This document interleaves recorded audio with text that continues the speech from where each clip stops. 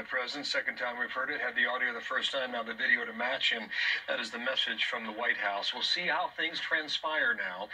4:30 in the afternoon in Washington. Sun goes down in a half an hour, and then the night in D.C. has been downright rough for the past 6 months plus. Brett, Don, and Katie, as our now it's going to be rough on the traitors instead of the Americans. We're hearing about the National Guard and other moves that may happen later this evening now. Brett, hello. Bill, there's a lot of concern about, as evening falls, we've been mentioning it, making sure the security is set up. It is going to take some time, as I said before.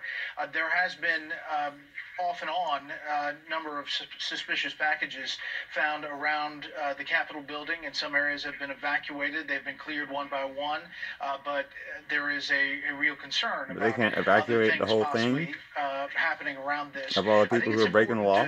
As Chris did, take a 30,000-foot view here.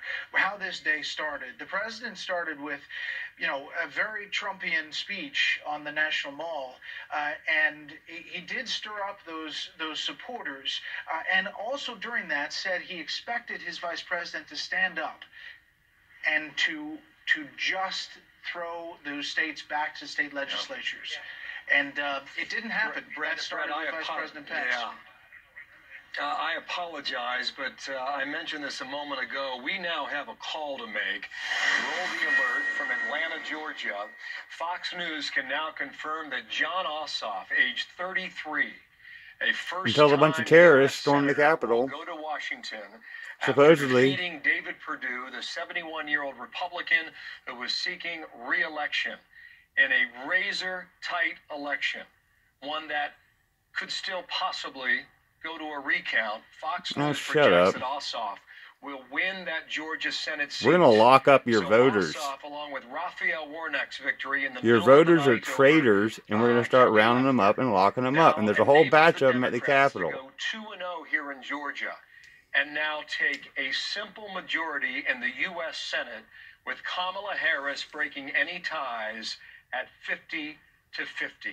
This like the Republicans are letting going to happen without having to lock them up. Scenario for the Republican Party over the past it's going to get worse. Going back to the election defeat, time to lock up all 13 senators who sided with the Nazis in the Southeast, in a state that has been reliably conservative and Republican for 20 years. Yeah, ever since the voting machines, the die-bowl voting machines, elected Sonny Perdue as the governor, even though people did not vote for him. They threw out Max Cleland, our war vet, hero senator, because the voting machines did that. Well, this is decisive, as you point out. There was a lot of and that was 20 years ago. Within the 0.5%. Our first Republican governor in 150 years. I think this has been an extraordinary period for Stacey Abrams, who did not win her own dream of the governorship and felt that it was robbed from her, and really put every bit of her energies ever since then